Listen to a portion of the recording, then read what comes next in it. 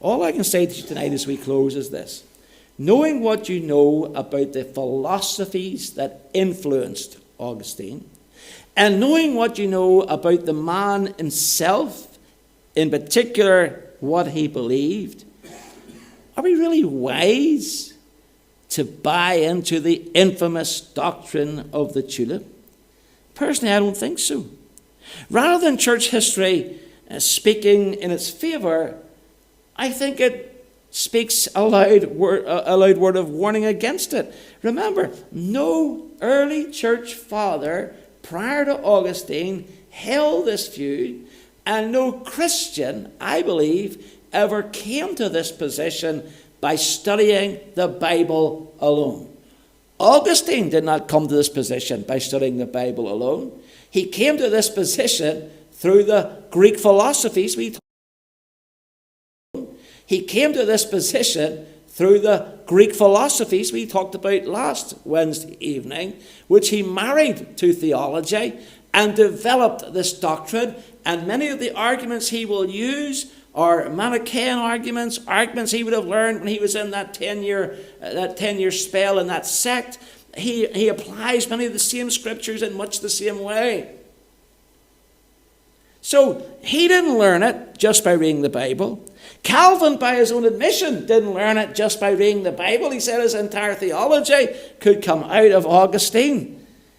In fact, nobody learns it, I don't think, by simply reading the Bible.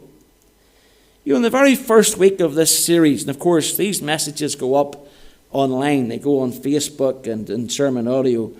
In the very first week of this series, a brother left a comment underneath the first video on Facebook, and he said this, and I hope he doesn't mind me quoting him. I'll not give his name, but it's there for all to see anyway.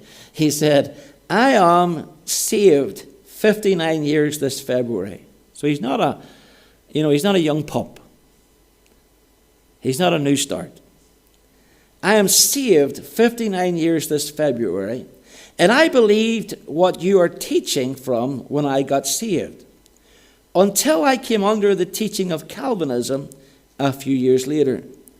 But I could not reconcile it with what I read in the Bible, so I started to study the scriptures," listen now, "without the help of A.W. Pink and others, and began to see the truth that Calvinism is wrong." I think that's a tremendously important comment. And it's just what I'm telling you tonight, that nobody comes just to the Bible and arrives at this position.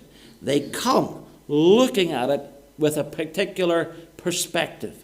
Augustine came looking at the Bible through the lens of philosophy. Calvin came looking at the Bible through the lens of Augustine.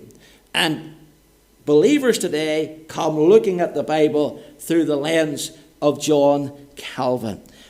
You know, here's what Jesus said. Every good tree bringeth forth good fruit. Now you've got to ask yourself, based on what I've shared with you this evening, was Augustine a good tree? Was he a sound man? Was he biblical in his positions? Leaving aside the Calvinistic aspect of things, in the other positions, was he biblical? I would say he's a heretic. That's what I would say. Jesus said, every good tree bringeth forth good fruit, but a corrupt tree, a rotten tree, brings forth evil or diseased fruit. Rotten root results in rotten fruit. No doubt about it, Augustine had a brilliant mind. No, I have no question he was very highly educated, very competent in Greek philosophy and rhetoric. But judging by these extra biblical doctrines he introduced into the church, he was not a good tree. He was a rotten tree.